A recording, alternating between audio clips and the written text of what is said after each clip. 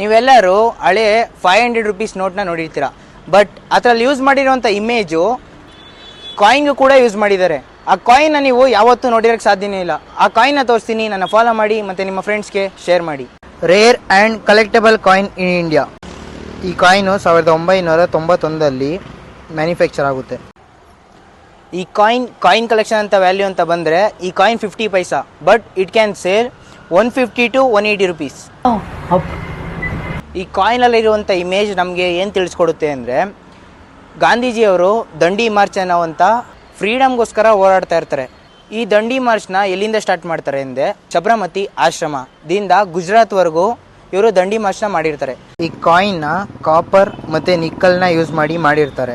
ದಂಡಿ ಮಾರ್ಚ್ನ salt March ಅಂತಲೂ ಹೇಳ್ಬೋದು.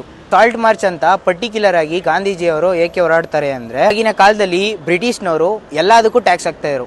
ಇದೇ ಥೀಮ್ ಇಟ್ಕೊಂಡು ಗಾಂಧೀಜಿಯವರು ಸಾಲ್ಟನ್ನು ಚೂಸ್ ಮಾಡ್ತಾರೆ.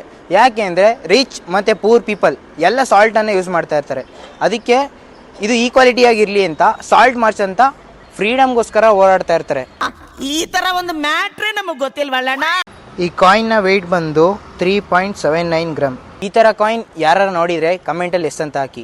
ಮತ್ತು ಕ್ರೇಜಿಯಸ್ ಕಾಯಿನ್ ಕಲೆಕ್ಷನ್ ಆ್ಯಂಡ್ ಅದ್ರ ಬಗ್ಗೆ ಇನ್ಫಾರ್ಮೇಷನ್ ತಿಳ್ಕೋಬೇಕು ಅಂದರೆ ನನ್ನ ಫಾಲೋ ಮಾಡಿ ಮತ್ತು ನಿಮ್ಮ ಫ್ರೆಂಡ್ಸ್ಗೆ ಶೇರ್ ಮಾಡಿ.